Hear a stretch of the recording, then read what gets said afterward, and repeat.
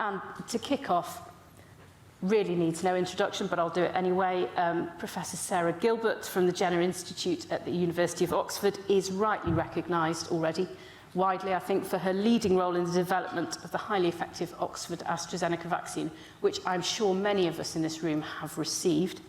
But it's also important to note that she's been working in development of vaccines for a whole range of important and emerging pathogens over recent years.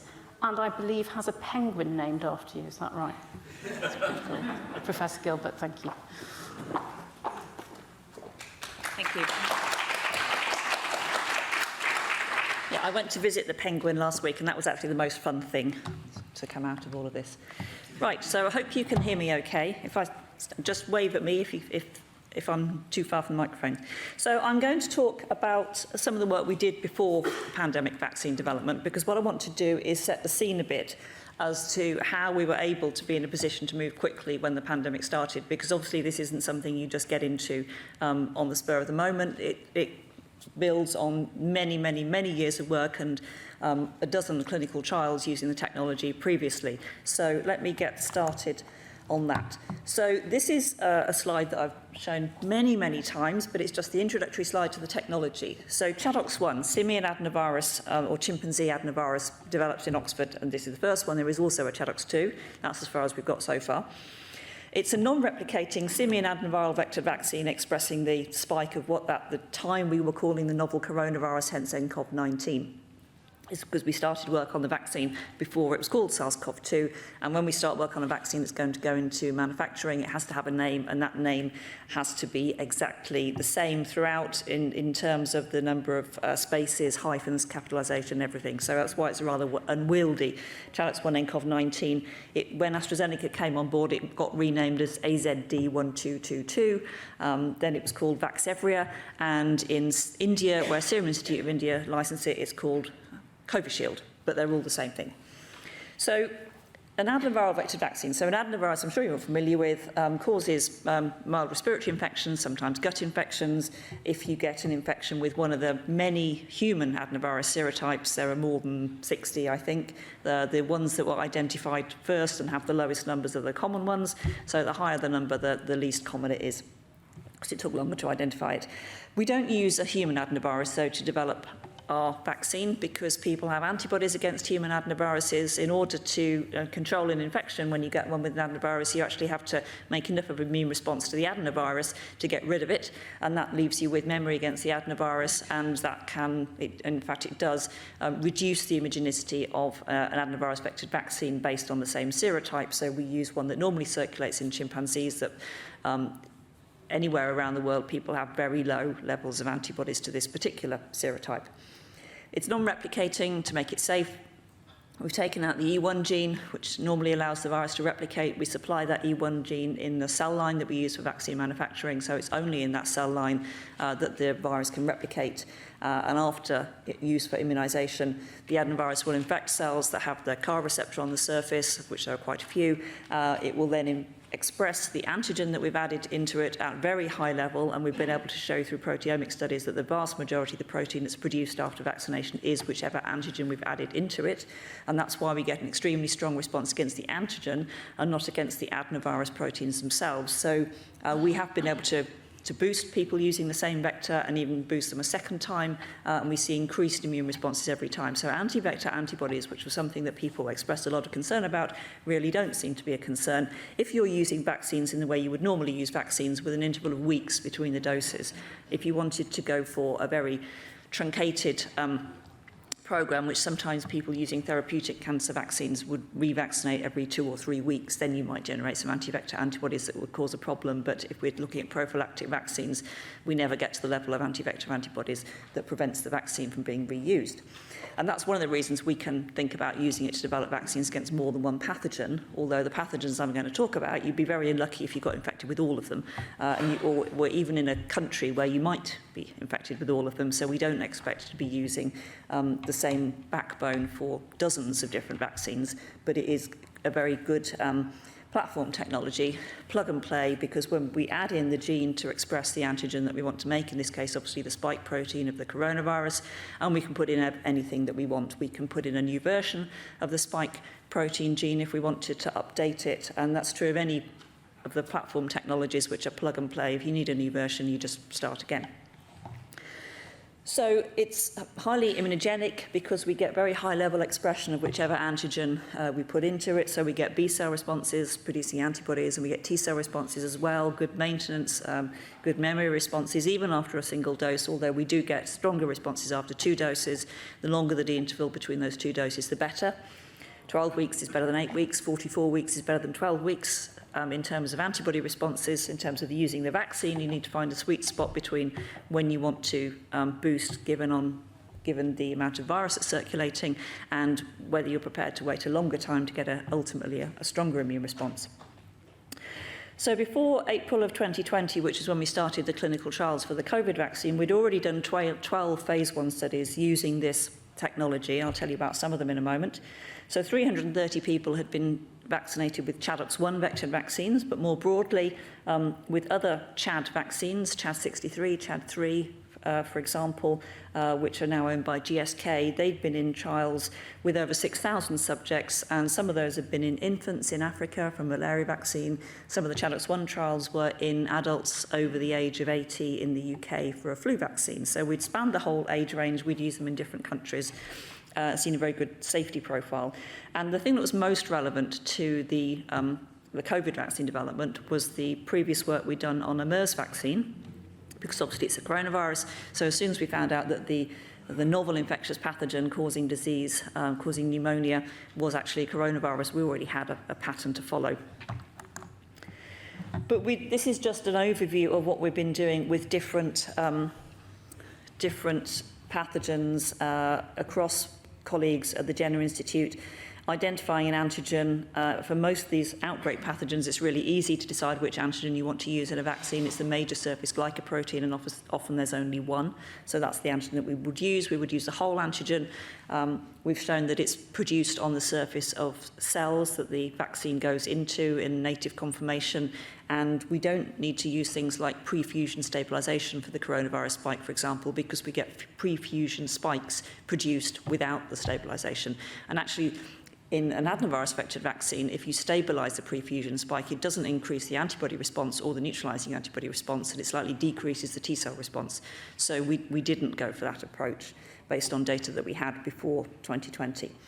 So we've been working through a program of making different constructs in the lab, looking for immunogenicity to make sure the antigens express properly, looking for neutralizing antibodies when appropriate, testing them for efficacy in different animal models, getting funding to manufacture them for GMP ready for clinical trials, and then in some cases starting those clinical trials.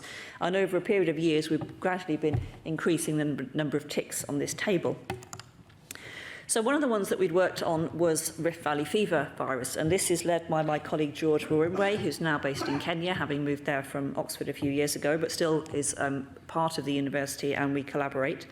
So Rift Valley fever virus was first identified, as you might guess from the name, in Kenya, but it's now spread all over Africa and into the Middle East, because there's quite a lot of trade between the Horn of Africa and the Middle East. Animals, in particular camels, which can be infected with Rift Valley fever virus, are often sold from Africa to the Middle East, and they take their diseases with them.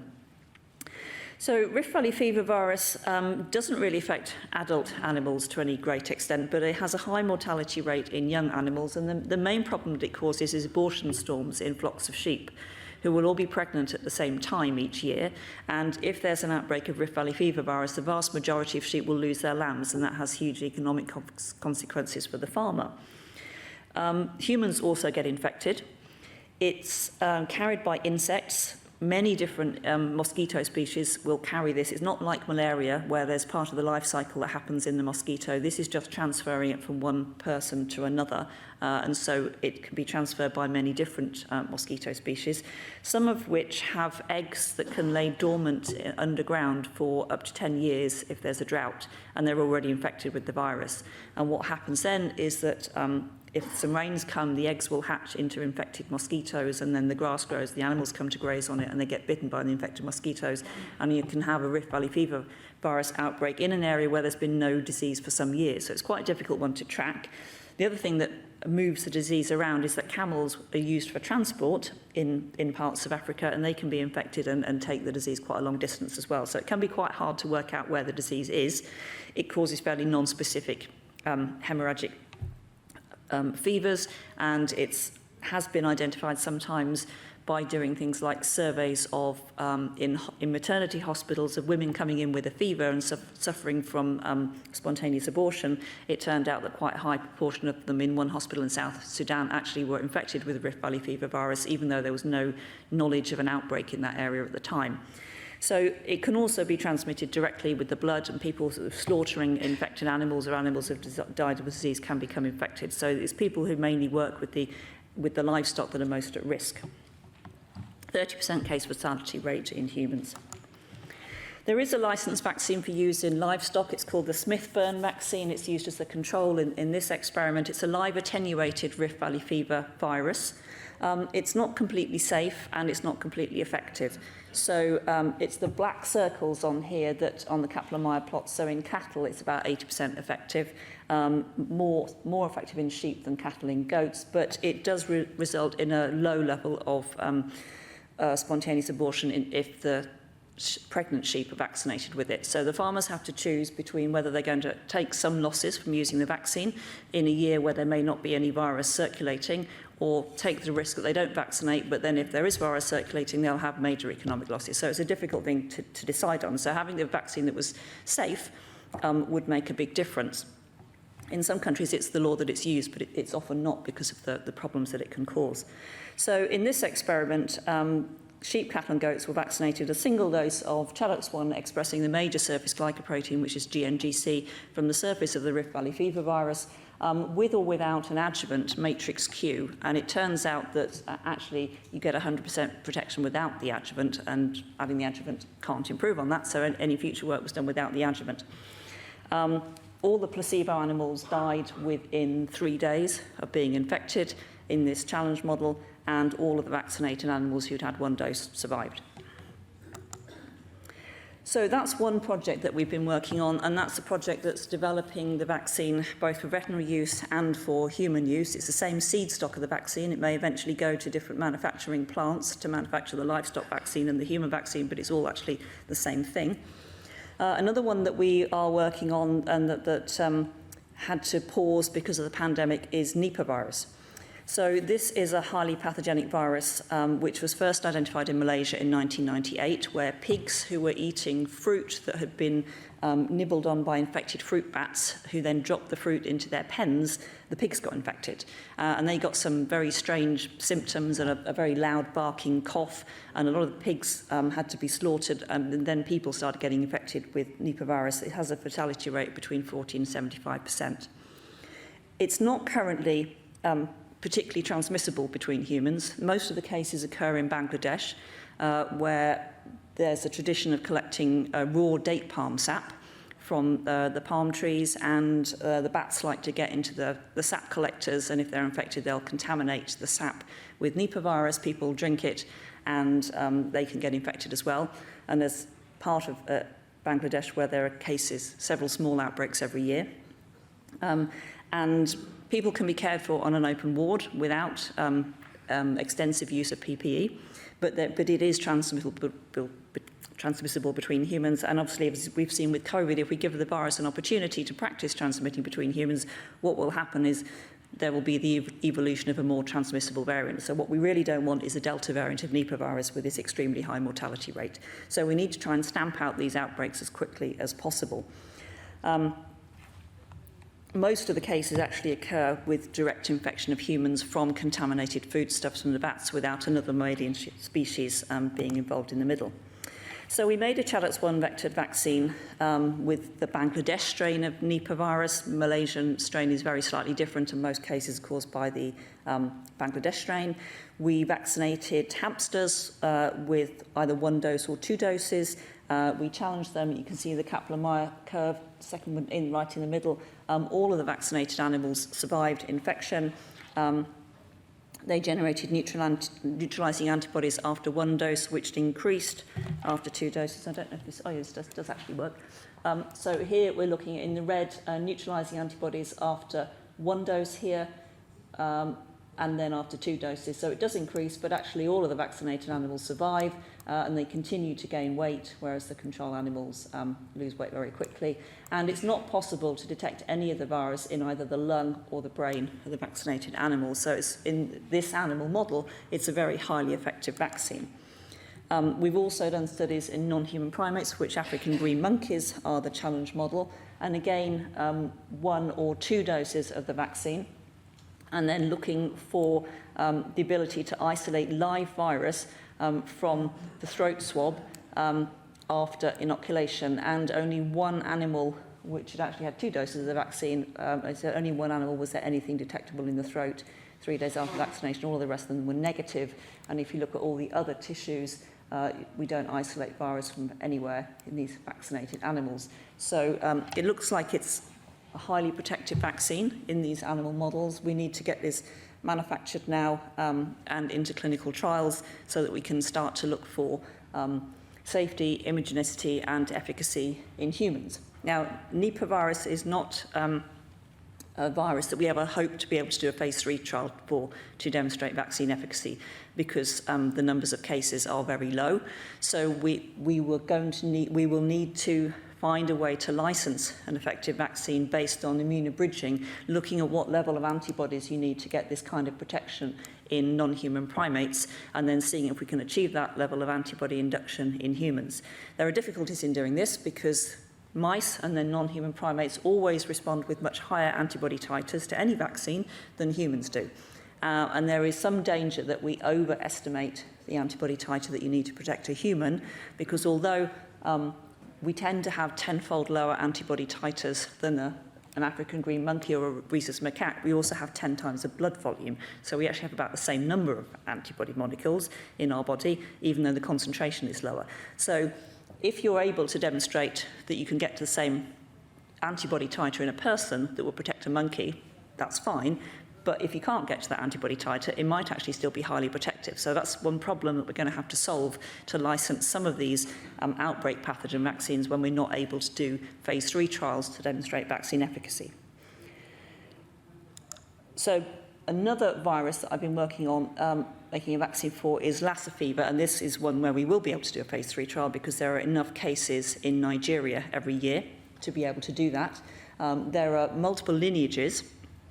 The main 4 are shown as being tested here, but there are a few newer ones being identified recently. They're not actually vastly different. They don't differ as much as the different subtypes of flu differ, but you can differentiate between them. And what we did here was to vaccinate some mice in this experiment, and then with the lineage 4, which is a Josiah strain, we looked at the T-cell responses and the antibody responses against the different lineages. And there's only a very slight decline in T-cell response against the different lineages compared to the ones in the vaccine. We were only able to test lineage 2 and 3 with the antibodies. Again, a slight decline in antibody titer from the lineage 4 response, but really not very great. So it looks like this probably got quite good cross-reactivity and good prospects for being able to use the same vaccine to protect against all of these different lineages. In guinea pigs who were vaccinated and then challenged, again, guinea pigs who received just a single vaccination were completely protected, whereas all the control animals that received ChAdOx1 expressing green fluorescent protein as irrelevant antigen, they all die within 11 days. You can see their temperature goes up, whereas the vaccinated animals are not effective, and the vaccinated animals continue to gain weight, whereas the control animals quickly lose it. So this has also been tested in non-human primates now, and we're hoping to raise the funding to get this also manufactured to GMP to take it into clinical trials so that we can move on with the development of a vaccine against Lassa fever. The plan would be to do a phase 1 first in human study in the UK, then move to a West African country, probably Ghana, to do phase 2 trials and then move into phase 3 in Nigeria, where the majority of cases are. It predominantly infects children. It's carried in a rodent called the multi-mammate mouse. The rodents like to get into people's houses, find food stores, they contaminate them. Kids get infected. About 10%, I think, of the children who get infected and recover then become profoundly deaf. And it's also extremely dangerous to pregnant women. Who generally don't survive Lassa fever infection and are then very dangerous to the healthcare workers who are looking after them. And healthcare workers have died trying to care for pregnant women who have Lassa fever infection. So we really should be trying to develop a vaccine against this. Also, the range of the rodents is tending to spread, so it's affecting a wider and wider area. And if we could prevent this by protecting people against the virus, it would be a very good thing. MERS vaccine is one that we've been working on prior to the pandemic. So same approach, major surface antigen from the virus, put it into Chaddox1, test it in mice, in this case mice transgenic for the receptor, for the human receptor, because the mouse receptor is a bit different and you can't infect a normal mouse with a MERS virus. But interestingly, the DPP4 receptor in a camel is very, very similar to a human. So that's why you get frequent transmission between camels and humans, because if it can affect a camel, it will infect a human as well. And so there have actually been a lot of infections in people who work with camels, and if they're young and healthy, they just have a cold, but they become seropositive. If they're somewhat immunosuppressed and they have type 2 diabetes, which is not uncommon in the Middle East, then they get a chronic infection, which may be fatal. We've tended to overestimate the fatality rate for MERS because we're not counting the asymptomatic or the very mild cases. Only the people who get into hospital are recognised as having MERS. So I think it's not necessarily more a greater fatality rate than COVID, but we really don't know that because we're only looking at the severe cases at the moment. So we'd started a clinical trial with Chaddox1 expressing the MERS antigen. We'd shown that we got antibody titers that were, we saw a dose response here with the highest dose, which was group 3, giving the highest antibody titer. We saw T-cell responses which were not dose-dependent. Even the lower dose that we used gave the same T-cell responses. We saw neutralizing antibodies which were dose-dependent. And we saw high rates of seroconversion, particularly with the highest dose. So we'd done this and got this data before we knew about the novel coronavirus. And this was fundamental in deciding that this was the right antigen design to use for this type of vaccine. Because we got neutralizing antibodies, T cells, as well as binding antibodies, and we went to use the highest dose that was used here because we get the best seroconversion rate in this small clinical trial and the highest titer antibodies and neutralizing antibodies, which is why we only then tested one dose in the COVID trials. So from the start of 2020, this shows you the number of cases that were increasing around the world. And we got the sequence on the 11th of January, having already decided that we were going to go ahead and make a vaccine. We didn't know if we'd need it at that point. It could have been a purely academic exercise, but we didn't know, and we decided we better get started as quickly as possible. We started manufacturing it for clinical trials in the middle of February, having already generated preclinical data showing that the construct was immunogenic, and we worked with NIH Rocky Mountain Labs to set up a non-human primate vaccination and challenge model. And so before we started the clinical trials on the 23rd of April, we had data from the non-human primate study showing that the vaccine protected against infection, and it did not result in a worse disease after infection, which was something that had been seen in some ferret models with the original SARS virus, enhanced disease in vaccinated animals, and we needed to rule that out before we started clinical trials with the COVID vaccine.